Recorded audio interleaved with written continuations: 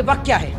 क्या है वक्त? आप मुझे बताइए। ट्रस्ट है, जिस तरीके से राम मंदिर का ट्रस्ट है, तो ये ना समझे आज ये लोग अगर वक्त पे अपना कर्जा क्या कहते हैं कब्जा जमा रहे हैं, तो कल को ये मंदिरों पर भी अपना कब्जा जमाएंगे, उसके बाद चर्चों पर और गुरुद्वारे पर भी अपना कब्जा जमाएंगे। बहुत सारे मंदिर हैं जो प्राचीन काल के मंदिर हैं, जिन मंदिरों के ना तो पेपर हैं, ना उनकी रजिस्ट्रियां हैं, कुछ भी नहीं है। तो इसका मतलब क्या कि वो सरकार उन मंदिरों को अपने अधीन कर लेगी, उनको डिमोलेशन करवा देगी, उनको ऊपर बुलडोजर चलवा देगी। मेरे को दिक्कत बता रही है ना, आपको ये वक्फ बोर्ड के फायदे बताएंगी, ये बताएंगी आपको। नहीं सुन लीजिए, हाथ में छोड़ाइए मैडम, बिल्कुल। और मैडम आज आपको बताएंगी सामने आकर कि भैया किस तरीके से CA/NRC पे सरकार ने क्या इंप्लीमेंट किया। कि कह रहे हैं कि बचपन में मैं मुसलमानों के साथ ईद मनाया करता था, मेरे घर पर तो खाना भी नहीं बनता था, क्योंकि मेरे घर के बगल में एक मुस्लिम परिवार रहता था, उनके घर से खाना आया करता था और मैं मुस्लिम परिवार के बीच में रहा करता था। एक और योगी जी कह रहे हैं कि मुसलमान के बीच हिंदू सुरक्षित नहीं है। दूसरी और योगी मुसलमान क्या कहते हैं, मोदी जी कह रहे हैं कि वो सुन लीजिए, उससे पहले जब मोदी जी का बचपन था उस समय देश में सरकार कांग्रेस की थी, जिस वक्त पे लोग आराम से अमन चैन और शांति के साथ रहते थे। उस टाइम पर लड़ाने भिड़ाने वाले ना तो नेता और मंत्री थे, ना ही मुर्गा लड़ाओ पत्रकार थे। मुर्गा लड़ाओ पत्रकार वो पत्रकार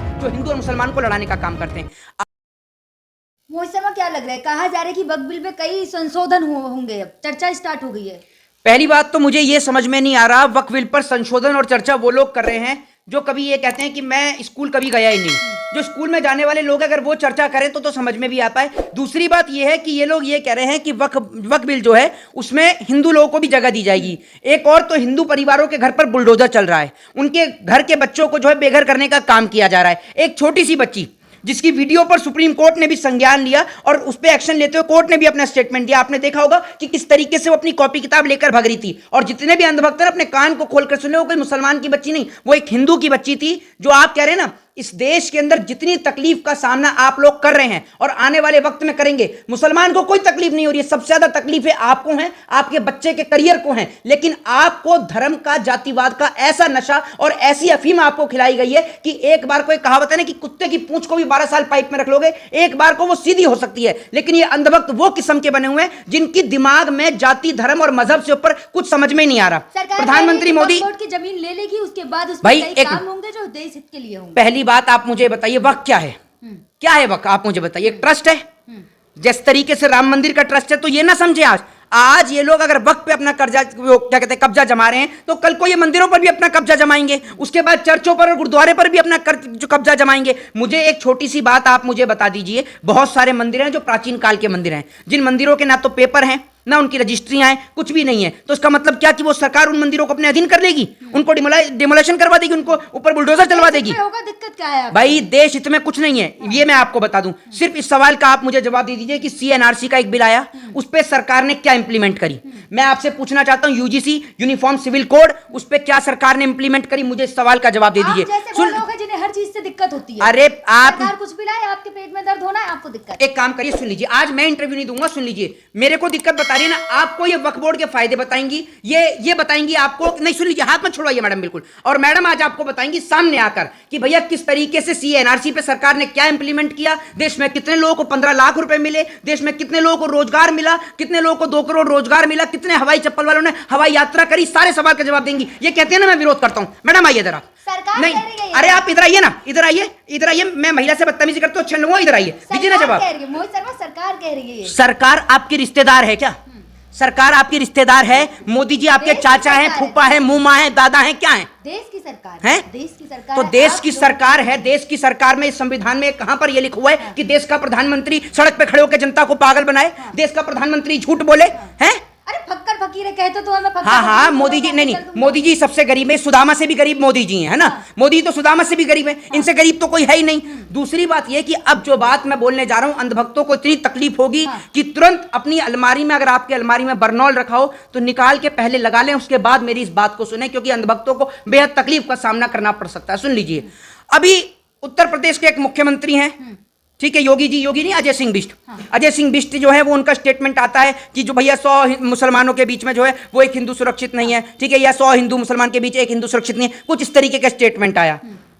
मोदी जी का क्या स्टेटमेंट है, क्या उनको पता नहीं है?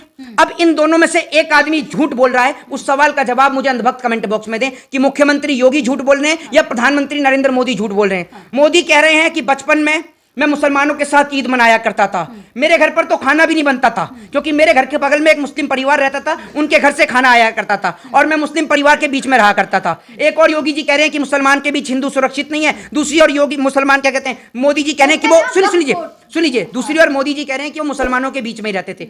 असल में अब सुन लीजिएगा, असल में इस देश में सब सुरक्षित थे एक दूसरे के बीच में। यह बात खुद प्रधानमंत्री मोदी ने अपने मुंह से कह दी। बात को आप समझिए, क्योंकि 14 से पहले मोदी जी क्या कहते हैं इस सरकार में नहीं थे।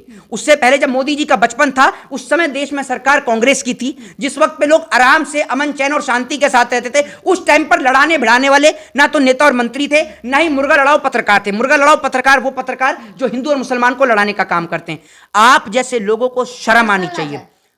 पर्सनल एक बात आप मुझे बताइए, आप क्या पर्सनल, आपका रिश्तेदार है मोदी? बात हो रही है, मैं एक कहां ले जा रहे हैं वक्फ बिल? आप मैं आपसे वही तो जानना चाह रहा हूं। कर रहे हैं आप, सरकार नहीं कर रही है, आप जैसे लोग कर रहे हैं। ये तो मुझे आप बता दो कि इतनी जमीनों पर सरकार ने कब्जा कर रखा है, इतनी जगह पे बुलडोजर चला दिए, हिंदुओं को तो घर उजाड़ने का काम कर रही है ये सरकार। घर उजाड़ने वाली सरकार है, घर बसाने वाली नहीं। इनका एक ही एजेंडा है, ना घर बसा मेरा, ना बसने दूंगा तुम्हारा। संशोधन होगा, मुस्लिम खुश है, कुछ मुस्लिम इससे आपत्ति जता रहे हैं, काली पट्टी नहीं तो एक बात आप मुझे बताइए ना, कौन से मुस्लिम खुश है? शाहनवाज हुसैन हैं? भोपाल के मुस्लिम खुश है। वो आपके रिश्तेदार होंगे ना? आपने वीडियो देखी या उनके घर पर भी कुछ हो गया होगा, पेटीएम पे या फोन पे पर इतने ट्रांसफर हो गए होंगे, तभी तो वो खुश हैं। दूसरी बात ये कि सरकार, एक बात आप मुझे बताओ, एक और तो कहती है हिंदुओं की सरकार है, आज तक सनातन बोर्ड तो बना नहीं आपसे, वो आप बनाओगे भी नहीं, क्योंकि उसके नाम पर आपको वोट नहीं मिलेगा। ये क्या करते हैं, इनको बिहार का चुनाव है, इनसे सिर्फ कोई इतना कह दे कि आप कोई बात नहीं, आप वक्फ बोर्ड कर लेना, आप एक बार बिहार का चुनाव हो जाए तो पहले सुन लो, एक मिनट पहले सुन लो, पहले सुन लो, नीतीश कुमार हो गए। अरे रुक जाओ भैया, रुक जाओ 2 मिनट सुन लो। आपको इतना ही पता है तो आप ही बता दो, आपसे क्या तो रहा हूं बता दो, तब भी नहीं बताया जा रहा आपसे, या फिर सुन लो खड़े होके। भाई मैं एक छोटी सी बात कह रहा हूं, इनसे कोई इतना कह दे कि आप एक काम करो, बिहार के चुनाव के बाद आप वक्फ बोर्ड पे चर्चा कर लेना, तो मैं कहता हूं प्रधानमंत्री के मुंह से आवाज भी नहीं निकलेगी, सांप सूंघ जाएगा प्रधानमंत्री को। क्योंकि असल में क्या है, अब आ गया बिहार का चुनाव, शिक्षा पे चर्चा वो आदमी कर सकता है जो पढ़ा लिखा हो, ये तो जाहिल हैं पैदाइशी, कभी स्कूल नहीं गए, कॉलेज नहीं गए, स्कूल कॉलेज का तो मुंह नहीं देखा। पैदा होती कटोरा हाथ में, भीख मांगनी शुरू, स्टेशन पर चाय बेचना शुरू, और अब जनता को चूना लगाना शुरू। ये इनका काम है पुराना। अब सुन लीजिए, सुनते जाइए अब। तो उसके बाद में क्या है, अब एजुकेशन पर चर्चा ये कर नहीं सकते, बेरोजगारी सुन तो लीजिए, अरे मेरी सुन लीजिए, बेरोजगारी पर चर्चा, मुद्दे की बात कर रहा हूं, बेरोजगारी पर चर्चा कर नहीं सकते। जिस तरीके से सीए एनआरसी पर कोई चर्चा नहीं हुई चुनाव के बाद, जो क्या कहते हैं आपका जो सिविल कोड था, यूनिफॉर्म सिविल कोड था, उस पर कोई चर्चा नहीं हुई। जैसे ही बिहार और बंगाल का चुनाव खत्म हुआ, उसके बाद आप इनसे पूछ लेना, ये जितने भी लेकर आ रहे हैं ना वक्फ बोर्ड का बिल, ये करेंगे हूं क्या क्या हूं क्या, और जितने भी इन जैसे पत्रकार हैं उसके बाद ये कहेंगे नहीं आप मुद्दे पे बात करिए ना, मुद्दे पे बात, फिर ये वक्फ बोर्ड का मुद्दा गायब हो जाएगा। इन जैसे लोग जिन्होंने ठेका ले रखा है देश में दंगे फसाद का, ऐसे लोगों से सतर्क और सावधान रहे। जय हिंद, जय भारत, वंदे मातरम।